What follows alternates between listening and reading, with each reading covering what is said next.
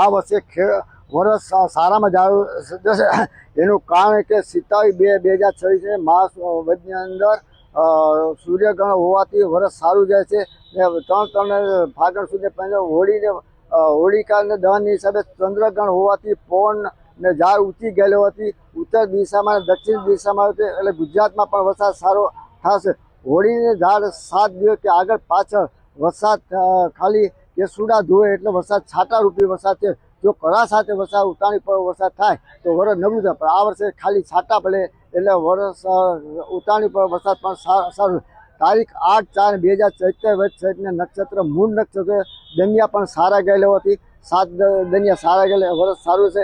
અખાતની પૌને 20/4 વૈશાખ સુધી અખાતની દિવસે રોહિણી નક્ષત્ર હતી, પવન પણ સારો હતો અને લાકડી માપદંડ 6 ઇંચ વરસાદ થયો છે। 55 થી 60 વરસાદ થશે। વાદળા હોવાથી અનાજ પુષ્કળ પાકશે અને 4 મહિના પણ વરસાદ સારો છે। કૃતિકા નક્ષત્રમાં 11/5/2026 કૃતિકા નક્ષત્રમાં 23/5 સુધી એટલે કૃતિકા નક્ષત્રમાં વરસાદ થયેલો હોવાથી આ એટલે વરસ સારું જશે। તારીખ 28/9 આસો સુધી પર રવિવારે હાથિયા નક્ષત્ર જે વાન છે એમાં ગાજવી સાથે વરસાદ થયેલ છે। તારીખ 7/10 પૂનમના દિવસે શરદ પૂનમ રાતે અમે પૌવાને ખાંડ રાખવામાં આવે છે, ત્યારે ભેજ અતિ ભારે આવવાથી એટલે વરસ સારું જાય છે। રમણીકભાઈ, ખાસ કરીને ચોમાસું ક્યારથી બેસશે અને કેવો વરસાદ રહેશે, કેટલા આની વરસાદ રહેશે? આ વર્ષે ચોમાસું તારીખ 28/5 થી 31/6 અંદર 31/5 અંદર ગાજવીજ સાથે અમુક જગ્યા વરસાદ રોહિણી નક્ષત્રનો વરસાદ થશે। જે 7 છે મક્ષર નક્ષત્ર છે, પવન વાયુ ફૂંકાશે, ત્યારે 7 છે અમુક જગ્યાએ વાવણી થાય, બીજી વાવણી 20 છે વાવણી થાય, ત્રીજી વાવણી 27/6 સમગ્ર સૌરાષ્ટ્રની અંદર વાવણી થશે। અતિ ભારે વરસાદ થશે, ખેડૂત માટે વરસ સારું, વેપારી માટે મજા, ગાજવીજ વધારે થશે, કરા સાથે વરસાદ થશે, સફેદ વસ્તુ પર વીજળી વધારે પડશે। જુલાઈ માસમાં અતિવૃષ્ટિ થશે, સમગ્ર સૌરાષ્ટ્રના ડેમમાં નવા નીર આવશે અને ઓપો થશે 50 થી 55 થશે। તારીખ 28/5/2026 પવન સાથે વરસાદ થશે। તારીખ 2/10 હાથિયા નક્ષત્ર અંદર ગાજવીજ સાથે પવન સાથે વાવાઝોડા થવાની શક્યતા છે। તારીખ 11/10/2026 15/10/2026 આસો સુધી નોરતામ પણ ગાજવીજ સાથે વરસાદ। ખેડૂત માટે કોઈ પણ ચિંતા જરૂર નથી, ચોમાસું હજી લાંબુ ચાલશે। આ વર્ષે ખેડૂત માટે મગફળી, સોયાબીન, તુવેર વાવજો।